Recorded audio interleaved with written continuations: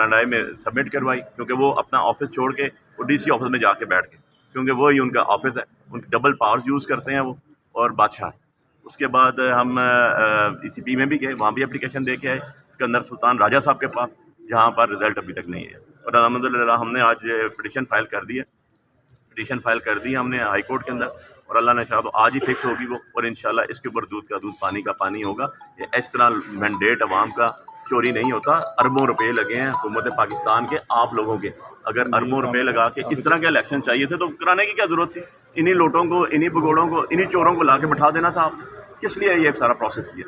کیا مقصد تھا یار؟ پاکستان ہمارا ملک ہے، کچھ تو خدا کا خوف کریں ECP صاحب، آپ کچھ تو یہ ROs کو دیکھیں کہ انہوں نے کیا کیا ہے۔ ہم تو ڈے فرسٹ سے یہ کہہ رہے تھے کہ یہ RO صحیح نہیں ہے، یہ RO صحیح نہیں ہے، جو یس سر کرتے ہیں وہ RO بھی نہیں ہو سکتا، افسر بھی نہیں ہو سکتا، ٹھیک ہے نا؟ وہ آپ کا ملک کا اوتھ لے کر آئے ہوئے ہیں، آپ لوگ بیٹھے ہیں، اس دھرتی کے ساتھ پیار ہے ہمیں، ہماری ماں کی جگہ یہ، ہم اس کو سمجھتے ہیں کہ یہ ہمارا شناخت ہے، ہمارے لیے سب کچھ یہی ہے یار۔ اس میں ایک افسر بٹھا دیا لا کے آپ نے، اور اس نے یہ کام کیا کہ اس نے لا وائلیٹ کر دیا کہ جو آپ کا کینڈیڈیٹ ہے وہ اندر ہی نہیں آ سکتا، اندر نہیں آ سکتا، تو پھر تم نے جو کیا اب تم تو بھگتو گے بھائی۔ میں تو ٹاپ اینڈ تک جاؤں گا، ٹھیک ہے نا؟ پھانسی لگا دو تب بھی جاؤں گا، ٹاپ اینڈ تک جاؤں گا، اپنے لوگوں کا دفاع کروں گا انشاءاللہ۔ اللہ نے چاہا تو NA-48 کی ساری عوام کو ان کا جو مینڈیٹ ہے وہ دلواؤں گا۔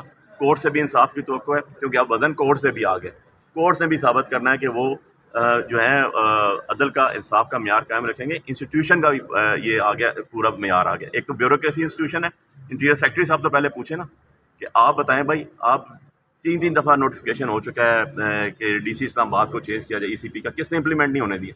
آج وہ لوگ ذمہ دار نہیں ہیں؟ کیا نہیں ہوا؟ جا کے ویریفائی کریں الیکشن کمیشن آف پاکستان سے کہ انہوں نے نہیں کہا کہ DC اسلام آباد کو چینج کیا جائے، ایون اینڈ ادر وائز وہ یہاں بیٹھے ہوئے صاحب بات ہے۔ اس کے بعد ADCG کو آپ نے ہمارا RO بنا دیا، اور وہ ملنا گوارا نہیں کرتا تھا۔ اسے پوچھا کتنی دفعہ اس نے ہمیں ملاقات کی، جب ہم آفس جاتے تھے آگے سے اور لوگ بیٹھے ہوتے تھے، صاحب میٹنگ میں ہیں، صاحب ادھر یار، صاحبوں سے ہم آزادی ہم نے 1947 میں حاصل کر لی تھی۔ یہ اس طرح کے ہمیں صاحب نہیں چاہیے تم ملانے بھائی، ہمیں وہ بندہ چاہیے جو صبح 8 بجے آفس بیٹھا ہو، جو لوگوں کے مسائل سنے، جو افسر شاہی نہ ہو، جو عوام کے ملازم ہو۔ یہ طریقہ کار کیا، یہ مینڈیٹ کہاں لے کے جائیں گے؟ ساری دنیا کے پاس PDF شکل میں ہمارے فارم 45 موجود ہیں، پوری دنیا میں آپ کے پاس ہی موجود ہیں، ایز یو نو۔ کیا کریں گے ان کو آپ؟ 10 15 20 اور کینڈیڈیٹس ہمارے ساتھ تھے جنہوں نے ٹیسٹ کیا، میرے اپنے مد مقابل سے مسواک ہو کر صبح انہوں نے ٹویٹ کی، انہوں نے کہا میں بھی ہارا ہوں، لیکن الیکشن تو آن ریکارڈ پیپرز میں 50,000 پلس سے علی بخاری جیتا ہوا۔ ایسے نہیں ہوتے، ایسے ملک نہیں چلتے، ایسے نظام نہیں چلتے۔ آپ کو کچھ چیزیں پروگریسو سائڈ پہ کرنی ہے تو پروگریسو ایٹیٹیوڈ شو بھی کرنا پڑتا ہے۔ مطلب یہ الیکشنز کو آپ کیسے کریں گے، جسٹیفائی کریں گے؟ یہ RO کی پوزیشن کیسے جسٹیفائی ہوگی؟ کل یہی لوگ ہمارے DC بھی بنیں گے، یہی لوگ چیف کمشنر بھی بنیں گے، یہی ایڈیشنل سیکرٹری بنیں گے، یہی سیکرٹری بنیں گے، تو انہوں نے کیا سرو کرنا؟